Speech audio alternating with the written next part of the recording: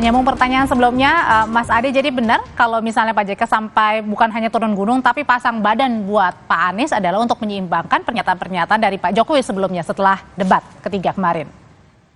Ya, saya termasuk yang meyakini itu, karena kalau kita iris satu persatu, nyaris kan tidak ada elit-elit di negara ini yang pasang badan untuk membela Anies ya, menjadi backing politik Anies dalam konteks pertarungan narasi-narasi politik yang berkembang belakangan, terutama setelah deklarasi Pilpres. Kalau Pak Prabowo ya, saya kira sudah banyak ya ketua umum partai yang membela, Hmm. kemudian termasuk misalnya menteri-menteri Pak Jokowi, mantan-mantan aktivis dan seterusnya. Begitupun di kubu Pak Ganjar Pranowo, begitu banyak elit silih berganti memberikan backup politik ya. Di kubu Pak Amin, terutama Pak Anies Baswedan, ini kan nyaris kering ya. Kan Yang soalnya di sini, itu Pak. para jubir, para jurnas, termasuk para tim sukses yang selalu pasang badan. Nah, kehadiran Pak JK beberapa waktu yang lalu yang menyatakan dukungan politiknya kepada Anies Baswedan, tentu ini semacam trigger dan memberikan amunisi bahwa ke depan apapun yang terkait dengan Anies, bully-bully yang terkait dengan Anies, kritik-kritik dan serangan tajam kepada Anies, tentu Pak JK akan berkontribusi di situ. Pak JK akan hadir di mana ketika Anies kemudian dalam tanda kutip ya babak belur dikritik oleh berbagai kubu.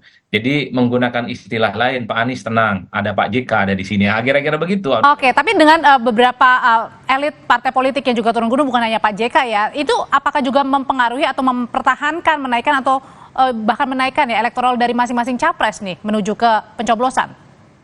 Kalau kita sih melihatnya elektabilitas itu murni hanya karena kerja-kerja dan pesona politik yang dilakukan oleh pasangan capres dan cawapres, plus para tim sukses, plus para influencer, termasuk dukungan-dukungan para elit. Tapi overall di atas segala-galanya yang dilihat ya dari apa namanya soal elektabilitas itu tentu adalah pesona sang capres dan cawapres yang saya kira itu diamplifikasi, dijual secara politik oleh para pendukung di bawahnya. Jadi ketika Pak JK melakukan kunjungan-kunjungan politik ke berbagai daerah, pasti yang dijual itu adalah kubunya Anies dan Pak Muhaimin Iskandar. Ketika Fahri Hamzah memberikan statement-statement politiknya di berbagai media, tentu yang diamplifikasi adalah Pak Prabowo Subianto dan Gibran Rakabuming Raka. Itu adalah profiling dan marketing politik ya, yang saya kira bagian dari upaya untuk meningkatkan elektabilitas. Begitupun dengan pendukung-pendukungnya Ganjar dan Mahfud. Ketika semua para pendukungnya, elit-elit, relawan, tim sukses, dan pemenangan, pasti yang dijual itu adalah figurnya Ganjar dan Mahfud MD. Yang menjadi pertanyaan adalah, apakah dagangan politik para capres ini, satu, dua, dan tiga laku atau tidak? Ya tentu sangat tergantung bagaimana para capres ini menunjukkan performa politiknya kepada publik, baik saat debat atau saat melakukan kunjungan Oke, atau track record yang mereka pernah berikan selama ini, baik. selama jadi pejabat publik. Oke, saya kembali ke Bang Habib. Bang, tadi juga sempat disindir nih atau disinggung ya sama Mas Pipin soal Kang Pipin soal bagi-bagi bansos juga itu ngeresponnya gimana, Bang? Ya silahkan saja. Kan tahu Kang Pipin ada yang namanya Bawaslu. Di lokasinya ada namanya Panwas, Panwaslu. Jadi diproses saja. Kalau memang dianggap ya, itu memenuhi ketentuan pelanggaran pasal 306 Undang-Undang Pemilu. Tapi kita jangan ribut di media tetapi tidak melaporkan. Nah itu kan kacau gitu loh. Kan komitmen kita sebagai bangsa bahwa negara ini adalah negara hukum, bukan negara kekuasaan. Kalau ada sesuatu yang kita anggap melanggar hukum kan sudah ada prosedurnya, sudah ada undang-undangnya, ada lembaga penegak hukumnya masing-masing. Kalau pemilu ini bahkan lengkap dia, Mbak Audrey. Dia berlapis. KPU sendiri penyelenggara sekaligus bisa ada fungsi pengawasan. Bawaslu pengawasan. Bawaslu kalau kita bikin laporan tetapi tidak ditanggapi, ada yang namanya Dewan Kehormatan Penyelenggara Pemilu. Jadi Ya. ibaratnya nggak usah Lalu, rame-rame ya, langsung aja dilaporin kalau ada yang nggak benar gitu ya, ya. bisa juga diakumulasi, Mbak Audrey, ya dilaporkan lalu didokumentasi dijadikan bahan kalau nanti ke Mahkamah Konstitusi. Kan Oke. begitu aturan mainnya gitu loh. Jadi capek kalau kita bicara kasus per kasus lalu bikin Oke. asumsi, lalu kita menjadi penuntut, menjadi hakim sendiri atas peristiwa-peristiwa tersebut. Nah, itu yang namanya menabrak nilai-nilai negara hukum. Tukang katanya jangan jadi main hakim sendiri, laporin aja kalau misalnya ada emang ada buktinya begitu. Iya, ya. Kalau Bang Habib ngomong ini negara hukum bukan negara kekuasaan, saya kira pemirsa juga sudah tahu fenomena di MK-MK itu. Dan Bang Habib kan yang paling keras untuk menolak bahwa itu bukan negara kekuasaan. Jadi pada dasarnya saya kira kalau misalnya Pak Jokowi bersifat independen, netral, tidak mendukung salah satu calon, itu sebenarnya yang dikehendaki oleh publik. Sebetulnya tidak ikut cawe-cawe, itu sebenarnya yang dikehendaki. Dan saya kira kalau kita melihat posisi saat ini, memang ya posisi Pak JK sudah tepat sebetulnya. Jadi beliau menyampaikan dukungannya kepada Pak Anies, kemudian beliau pasang badan menyampaikan sikapnya bahwa yang disampaikan oleh Pak Anies benar, karena yang disampaikan oleh Pak Anies itu fakta kok. Jadi bukan misalnya hanya omon-omon yang tidak rasional, beliau orang yang cerdas. Saya kira kami sebagai pendukung Pak Anies dan kemudian Pak JK dan saya kira banyak silent majority yang sebetulnya diwakili oleh Pak JK bahwa Pak Anies ini Tapi Kang, yang harus didukung, dan saat ini fenomena rakyat Indonesia memang memberikan dukungan kepada Pak Anies sangat luar biasa. Kenapa? Pak Anies orangnya cerdas, tidak pernah menyampaikan berita hoax, beliau menyampaikan data-data fakta yang sebenarnya, beliau menyampaikan selalu prinsip keadilan dalam setiap kebijakan yang beliau sampaikan, dan beliau ingin membawa misi perubahan. Jadi rakyat tuh melihat memang Pak Anies ini orang yang ideal untuk memimpin negara ke depan. Jadi kalau tadi saya katakan bahwa apakah benar misalnya Pak Jokowi misalnya tidak cawe-cawe, semua orang juga sudah tahu. Saya misalnya saat ini di Karawang ketemu dengan kepala desa, saya akan ikut cawe-cawe mendukung Pak Anies. Kenapa? Toh Pak Jokowi juga mendukung Pak Prabowo begitu. Jadi saya kira tatanan negara ini akan berubah, akan berbeda kalau misalnya presidennya memang juga independen. Netral, tidak berpihak kepada salah satu calon. Saya kira pada posisi itu. Baik, pernyataan soal saya mau ke Kang Pipin dan juga Bang Habib. Sebenarnya seberapa penting sih kemudian pasang badan dari tokoh-tokoh elit ini untuk bisa menaikkan elektabilitas jelang pencoblosan, Kang Pipin?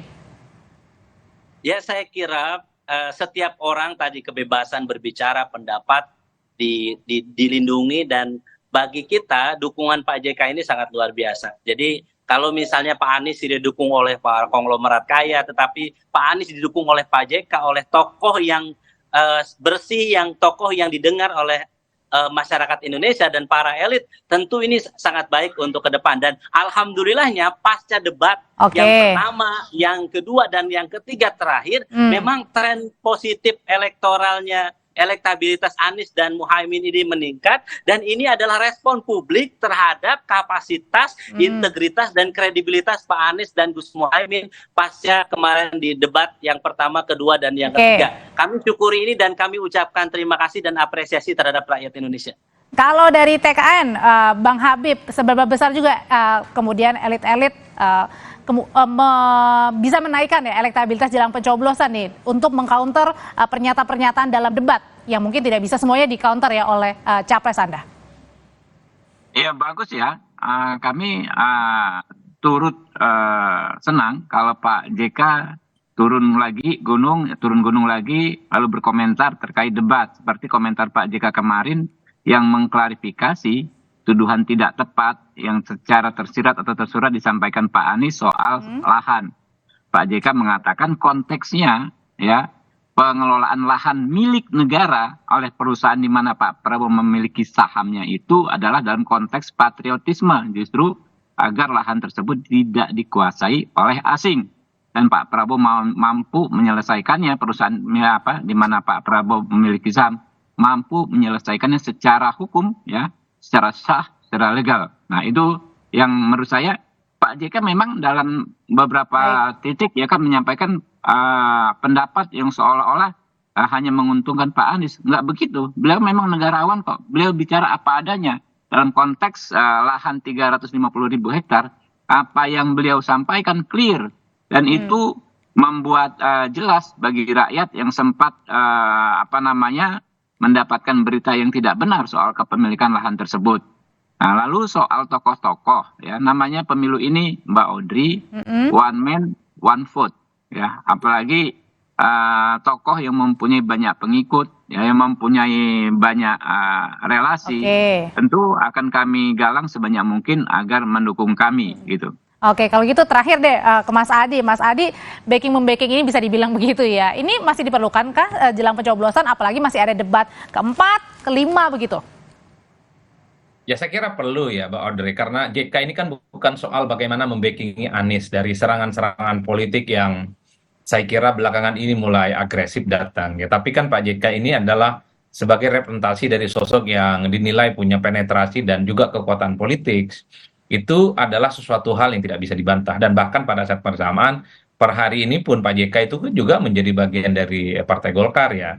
Jadi variabel-variabel ini yang seringkali memang kenapa kehadiran Pak JK dalam konteks pemilu di 2024 Ada kemeja nggak, Pak? itu menjadi perbincangan yang cukup menarik. Kemeja. Pak JK satu sisi adalah orang yang dinilai siap pasang badan dengan Pak Anies, satu sisi tentu ingin mengakumulasi kekuatan dan jejaring politiknya, dan yang paling penting Pak JK ini akan memastikan bahwa Pak Anies ke depan dengan Muhaimin Iskandar tidak akan sendirian, tapi ada elit di negara ini, mantan wakil presiden 2 periode, Oke. yang akan siap membersamai dalam kondisi apapun. Dalam politik ini adalah hal lumrah dan hal biasa. Tak banyak misalnya elit-elit yang siap pasang badan seperti Pak JK. Lebih banyak mereka itu kalaupun tahu memberikan dukungan politiknya, silent dan tidak show off kepada publik. Tapi Pak JK tidak. Pak JK ini kan adalah sosok politisi yang memang selalu hitam putih dalam menentukan pilihan politiknya. Mas Adi Praitno, terima kasih. Bang Habib, terima kasih. Yo, Kang Pipi juga terima kasih. Sehat selalu semuanya. Sehat semua. Assalamualaikum. Waalaikumsalam. Setelah ini saudara, kami kembali dengan informasi lainnya dari Capres nomor urut 2 Prabowo Subianto yang memberikan kode dukungan ke Wali Kota Medan yang juga menantu Presiden Joko Widodo Bobi Nasution maju di pemilihan Gubernur Sumatera Utara.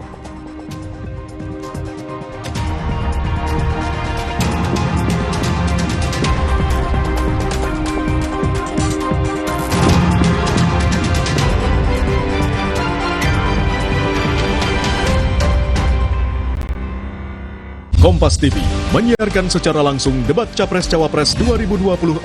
Ikuti dialog dengan tim sukses dan perwakilan generasi muda. Live report dari titik-titik nobar dan markas kemenangan para kontestan hingga pembahasan pasca debat dengan tema pembangunan berkelanjutan, sumber daya alam, lingkungan hidup, energi, pangan, agraria, masyarakat adat dan desa. Ikuti jelang dan pasca debat keempat calon wakil presiden Minggu 21 Januari pukul 4:30 sore live di Kompas TV, Rumah Pemilu. Kita tegar. Sakit kepala, menangkan hari kita dengan Bodrek.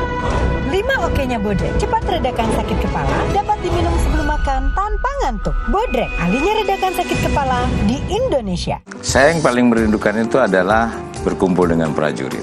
TNI Angkatan Darat harus mengerti menguasai kesulitan-kesulitan rakyat. Saya buka ya.